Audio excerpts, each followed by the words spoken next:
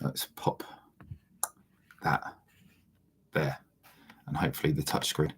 I'm sure there's a setting I can change to make the touchscreen turn off, but I haven't said it. So, TikTok, YouTube, hello, Pete here. I help you with aches, pains, injuries. Brief history myself, very brief history myself. I'm 40, I've got 2 kids, I was in the army. I have had various injuries, aches and pains throughout my life, thankfully nothing too severe. And I've spent the last 15 years, 12 years of my life helping people with aches, pains and injuries because I had my own. And I'd had them for years and years and years and years and years, literally from the age of about 8 or 9. I can remember my first kind of real injuries coming in, and had problems with pain ever since. Not so much nowadays, but still occasionally, obviously. But when it happens nowadays, it doesn't really happen so much, and it doesn't happen for anywhere near as long as it used to. I'm not in chronic pain anymore, which is happy days. I can run, I can play sports, I can do all kinds of things that a few years ago I would have been really worried about doing, because I would have woken up in pain, I would have been limping for a few days, etc., etc. Now I can run, I can lift, I can do all the kinds of things that I should be able to do as a fit and healthy human being. So, if you've got something, pop in a comment. We'll see what I can do to help. And if not, we'll just have a nice conversation. I don't know, sit here in silence for a while, drinking my tea.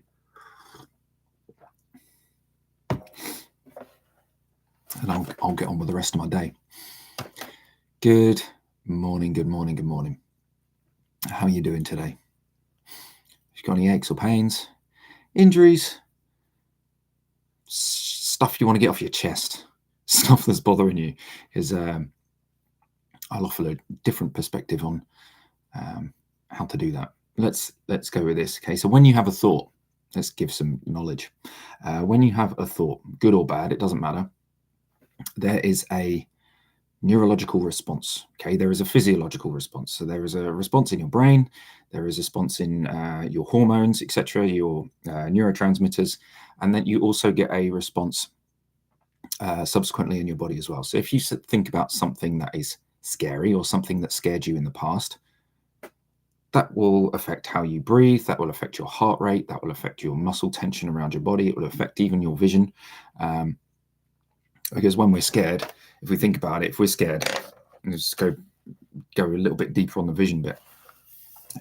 If you're scared, what you need to do, okay, to survive is to be able to focus solely on the thing that is scaring you. You need to be able to see it.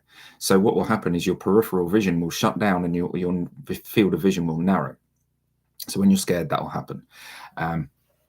Probably other emotions as well, anger, various kind of high stress moments, your field of vision will narrow down so that you can actually look at the thing that is about to harm you, the thing that you're angry with, the thing that you want to, maybe the thing that you're hunting.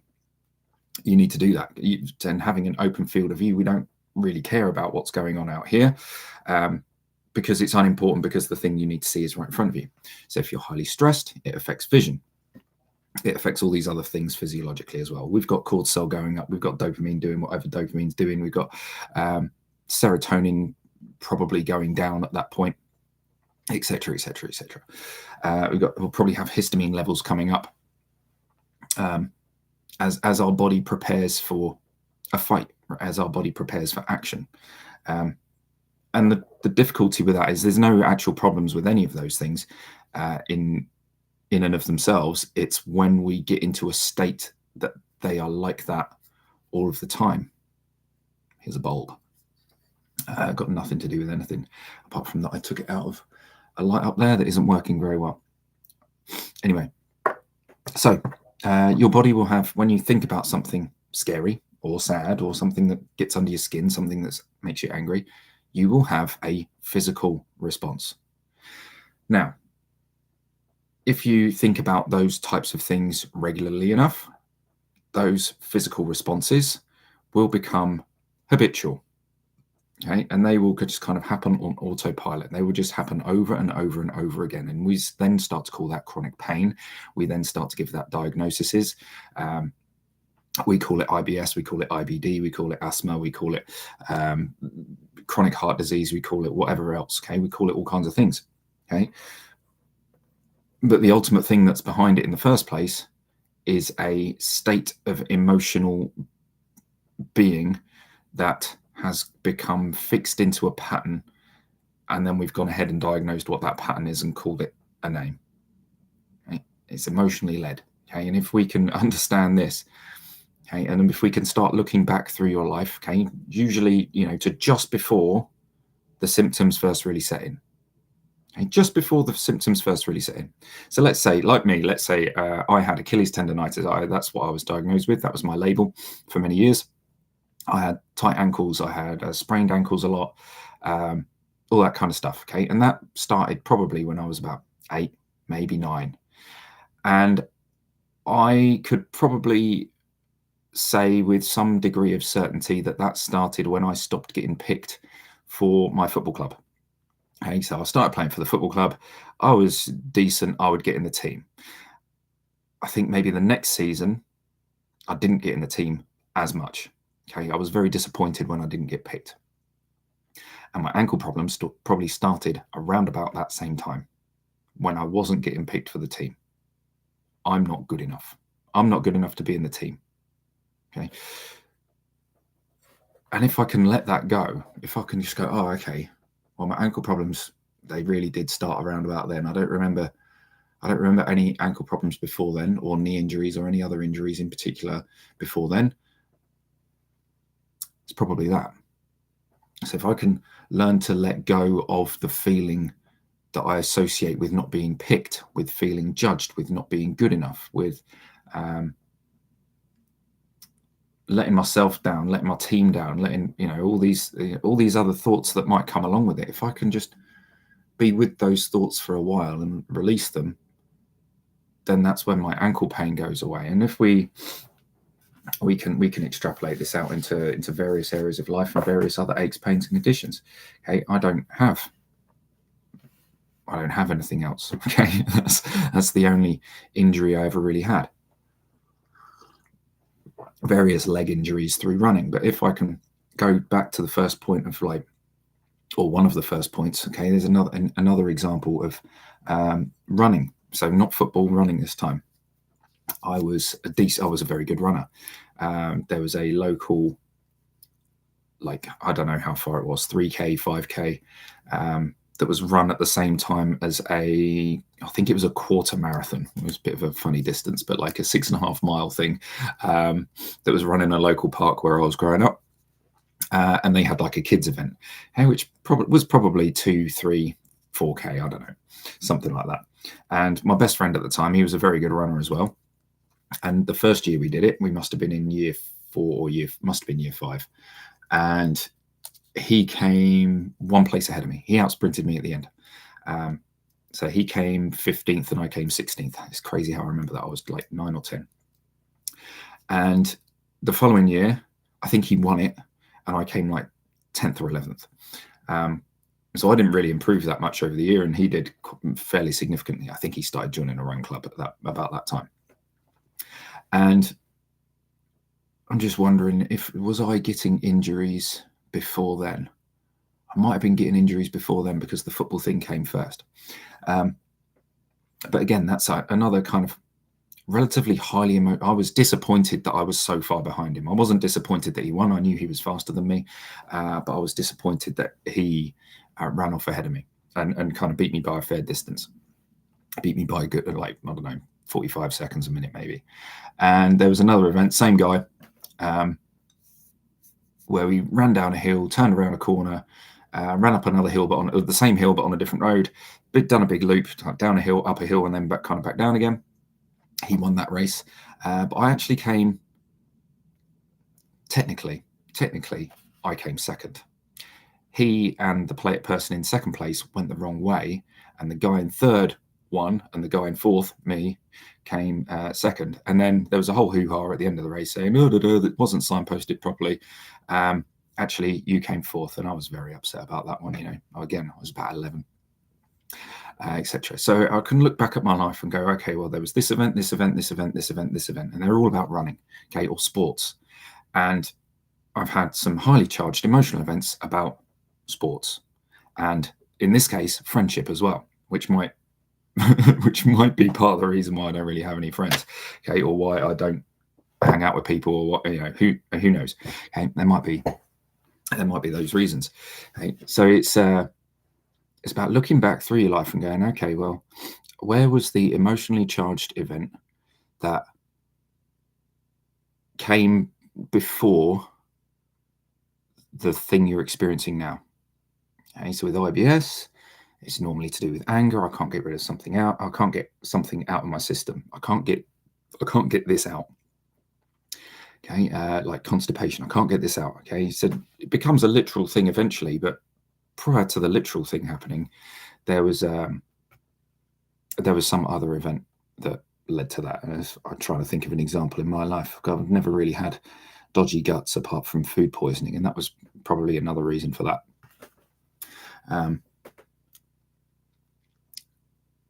So yeah, what's some kind of shit that I couldn't get out apart from literal poo when I've perhaps had constipation temporarily?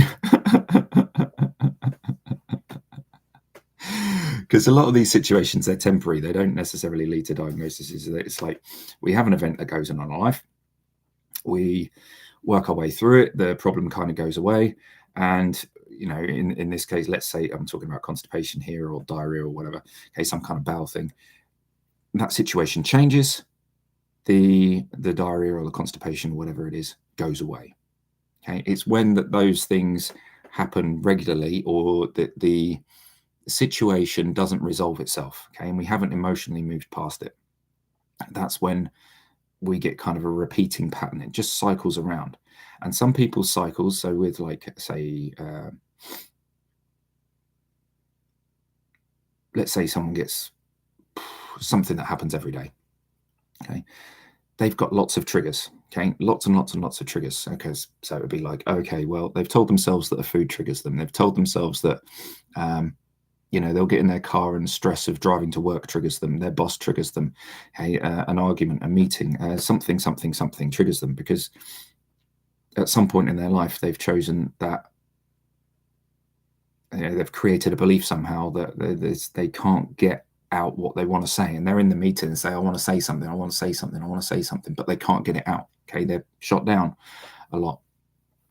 And then lo and behold, after the meeting, the stressful event has happened, and they've then had you know, they've had to run off to the toilet because they can't control it anymore. Okay, they then allow themselves to get it out. Okay, but they go for another meeting tomorrow, and lo and behold, it happens. But they're not blaming the meeting. They're not blaming the meeting. They're blaming something they've eaten. Okay, or they're blaming, oh, it's just my guts are this way. Oh, it's my diagnosis. It's my this. It's my that. And they're not looking at the stressful events in their life, and they're not looking at their history of, like, when did it all start? What was the cause? What was, you know, it doesn't have to be like a major thing. It doesn't have to be a huge, like, abuse to your system.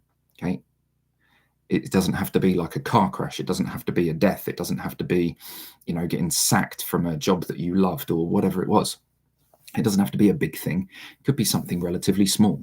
It could be a bunch of small things that have added up, and then your brain has added 2 and 2 together and made 4. Okay, wrong. Okay, your brain has added 2 and 2 together and made 5, that's what I meant. I had something different going on down here. Let me have a look. Now, you don't necessarily need to know. Oh, that's way too far back. You don't necessarily need to know what the original events were. You don't need to necessarily know what the original events were, and that's important, because with a lot of traumatic stuff, particularly kind of childhood, we kind of shut it out. We just kind of ignore it and go, oh, well, that either it didn't happen, or we forget that it ever happened, and we need someone to come along, or a conversation to happen with someone, and go, oh, do you remember when bloody blah happened? And you were like, oh yeah. And ordinarily you wouldn't be able to sit there in your mind and go, okay, when was the first time such and such happened? It just doesn't click. Okay, you need like a neurological stimulus, some kind of reminder some part of maybe a random conversation you're having with someone. It would be like, oh yeah, that happened when I was 5. Okay. Oh yeah, that happened when I was 13. Ah, of course. And then it starts to come back. So, oh yeah, this thing happened. When I was playing football, this thing happened when I was out in town with my friends. This thing happened when I was with my mum, and this happened and that happened and da da da da da. Okay. We sometimes need a little reminder, okay, or just there'll be a switch and be like, oh yeah, that's what it was. We can't just sit there and remember stuff. So there's a hack for getting around that. There's a hack for getting around that. Is just assume that there was something. Make an assumption that there was some event in your past that has led to the ache, pain, injury, disease process, illness process that you're in right now. Just make an assumption. If you can't work it out, make an assumption that there was something there. Make an assumption, have a little guess about what age you were, because you're probably going to know roughly how old you were when symptoms started. Probably. You're going to have a rough idea. Unless you were born with it, it's something that's developed through life. Okay? It's something that's developed when you were 7, 8, 9, 10, 13, 20, 30, whatever. Okay. There's been something. Okay. So you can go back and go, yeah, my symptoms started around about then. Okay. And that may be your starting point. Well, what was happening in my life around about that time? Did I move house? Did I change schools? Did I have arguments with friends? Did I not get picked for the sports team?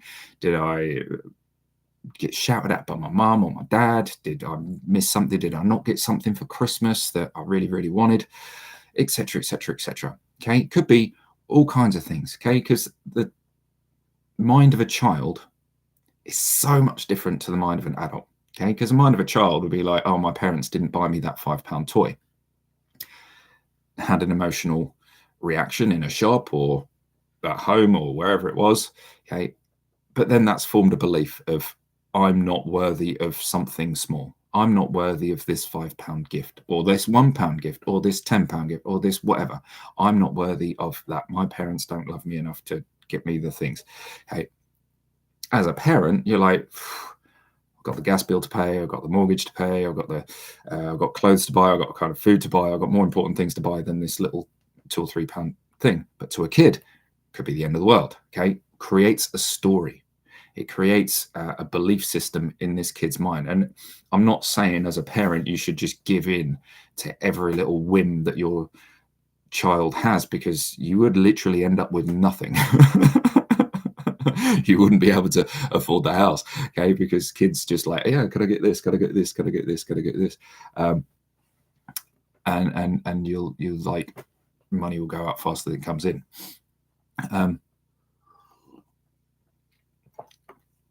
I'm just saying, these are how things happen to us. These are how beliefs are formed in our minds, and that's what we then carry through into our perceptions of teenage and adult life.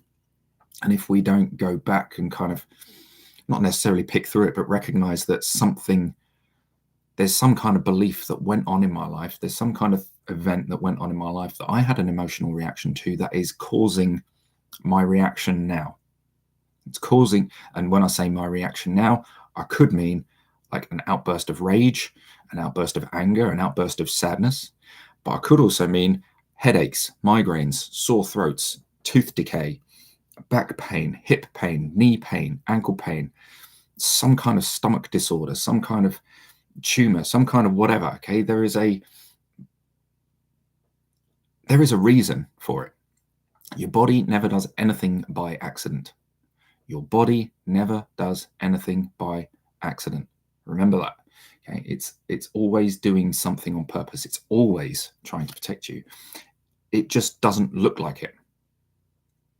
Okay, it's quite easy to understand with a sprained ankle. My ankle swells up. It hurts to walk. My body's trying to protect me. It's not quite so easy to understand that when it comes to chronic pain, to IBS and colitis, ulcerative colitis, diverticulitis, menorrhagia, cancers of all kinds. Okay, that doesn't look like the body's protecting itself, does it? Okay, that looks like the body is destroying itself. It looks like the body is attacking itself. Autoimmune disease, all of them. Okay, fibromyalgia. etc., etc., etc. Literally everything. Okay, it looks like the body is destroying itself, but it's actually just trying to protect itself. And if we just remember that, well, what's it trying to protect itself from? What is it trying to protect itself from? Okay, we can look at also emotional things, so stuff that's going on in our life, like money. Okay, why is it? Why am I protecting myself from being wealthy? Why am I protecting myself from having more friends? Why am I protecting myself from being slim? Why am I protecting myself from being happy? Why am I protecting myself from X, Y, Z, every other bloody thing that you want in life that you don't have currently? Why am I protecting myself from that? Because that's what's happening. I mean, that's just being honest with ourselves. Okay, that's pure truth. Okay, the closer we get to truth, the healthier we get. When we're lying to ourselves, the less healthy we'll get. Okay, so talking about this stuff for me is therapy, because I feel like this is if I'm trying to teach people the truth, okay, and this is spirituality. This is it's not religion, but it's worded in different ways in religion, but it's this is what you. I'm trying to think of a Bible quote there. I'm not big on like Bible stuff, but the message is kind of clear. Okay, you will get what you think about. And if you think the body's attacking you, then the body's attacking you. And if you think the body is healing and protecting you from something, it's protecting you from something. So even an injury, an illness, a chronic thing, a really bad whatever, body is protecting you. And his body is protecting me all the time. That's all it's trying to do. It just looks like disease. It looks like pain. It looks like injury. It looks like all this other stuff. So, that all being said, is there anyone online right now who would like some help understanding and working through some kind of ache, pain, injury, illness that they have? And if not, I'm going to hang around for 8 minutes because TikTok said stay online until midday. And we're after the points for the TikTok live stuff. I don't even know what this is. I don't understand any of this TikTok stuff.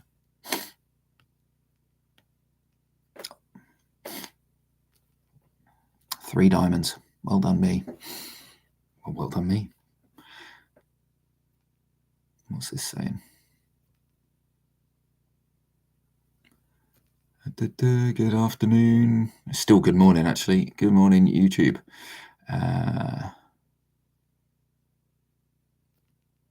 If you've got an ache, pain, or an injury, let us know. And I'll do my best to help you out. All you got to do is leave it in the comments. See you later.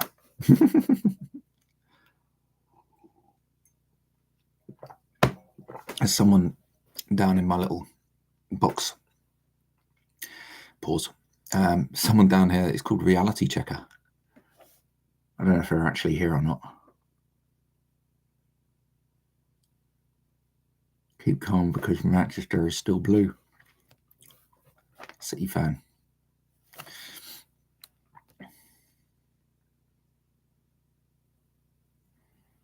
All right. Oh. No. Didn't mean to do that.